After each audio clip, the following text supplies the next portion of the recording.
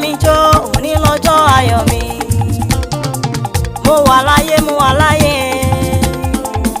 òní lọ́jọ́ ìbí mi. Mo wà láyé, mo wà láyé, òní lọ́jọ́ ayọ̀ mi. Ẹ bá mi jó, ẹ bá mi jó, òní lọ́jọ́ ìbí mi. ẹ wá bá mi jó, ẹ bá mi jó, òní lọ́jọ́ ayọ̀ mi. orin tó lù ṣe láyé mi.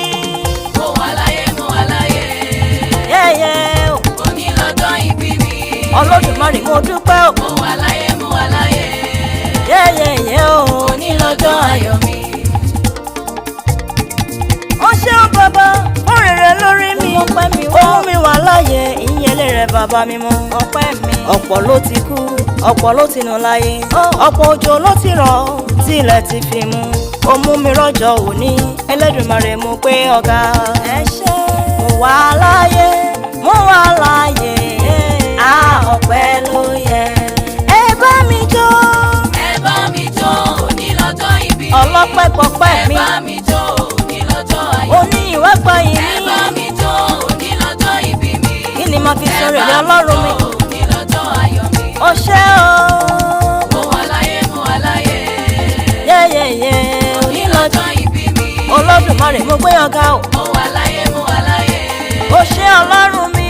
òní lọ́jọ́ ayọ̀ mi. Ẹ bá mi kí, ẹ bá mi kí.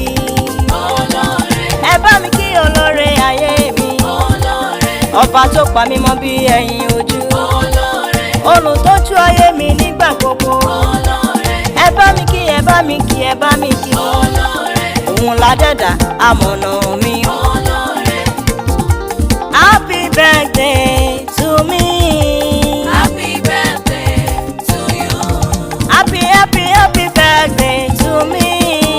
Happy birthday to you.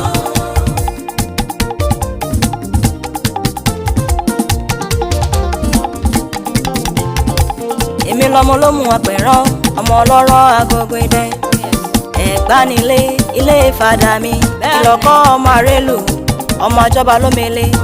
Ọmọ bónlé òsùn, ó pẹ́lẹ́kùlé ẹni títí. Òrùn ọmọ amú nílé lọ. Ó ṣe bí tó lè.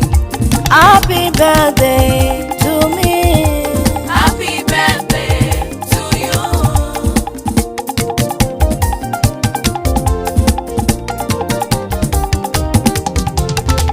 Mo fẹ́ yálé onítèmi, Àbíkẹ́ aya Fádèyí. Màmá Mosúnmọ́lá, màmá Olúwaṣèyí. Màmá Olúwabùkọ́lá mi, màmá Mọ́rẹ́nikẹ́. Màmá Ọlárìnwájú, màmá Ọlátúbọ̀sún. Tó ń jẹ ọkọ olóyún, wá ṣọ̀pọ̀ ọdún láyé. Lọ́lá Ẹlẹ́dùmarè ọba, ò ní fojú sunkún, ò ní faragbá wẹ̀, ò ní fojú sunkún ọmọ. Lọ́lá Ẹlẹ́dùmarè alágbára. Happy birthday to you. Happy birthday to you. Happy birthday to you. Happy birthday to you. Ọlọ́jọ́bí ló ń dúpẹ́. Bàbá ẹ ṣé gan. Má ṣọ̀pọ̀ ọdún láyé. Bàbá ẹ ṣé gan. Ọlọ́jọ́bí ló sọ wípé. Bàbá ẹ ṣé gan.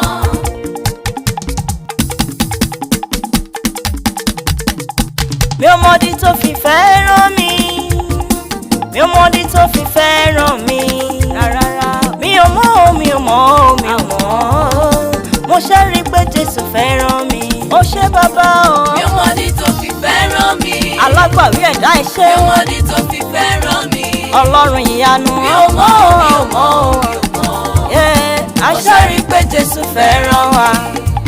Alààyè ni ó máa yìnyàn, òkú kò lè yìnyàn. Alààyè ni ó máa yìn ọ́, òkú kò lè yìn ọ́. Nítorí pé ó wà láyé, ìwọ máa ṣe fògo fún. Alààyè ni ó máa yìn ọ́, òkú kò lè yìn ọ́. Alààyè ni ó máa yìnyàn, òkú kò lè yìnyàn o. Alààyè ni ó máa yìn ọ́, òkú kò lè yìn ọ́. Ẹ bá mi rèlé Àbíkẹ́ aya Fádèyí. Oǹdó nílé, ilé ìfàdà rẹ̀. Ọmọ Olúgbọ̀rọ̀ kọ́, ọmọ owó máa dé. Ọkọ mi, ọmọ ojúmù odò. Happy birthday to you. Happy birthday to you. Mọ́mí o, wá pẹ́ láyé. Mọ́mí o, wá jẹ́ wọn mọ́. Ẹni bá ní kò ní rí bẹ́ẹ̀, àfọlójú. akànlápá kò sẹ́nu tírélà àkùtù ẹ̀ mọ́mí. Mọ́mí o, wọ́n pẹ́ láyé. Mọ́mí o, àwa jẹ́ wọn mọ lórúkọ ẹni bá ní kò ní rí bẹ́ẹ̀. àfọlójú Akànlápá kò sẹ́nu tírélà. àkùtù ẹ̀. Happy birthday to you. Happy birthday to you. Ari Keepson's production.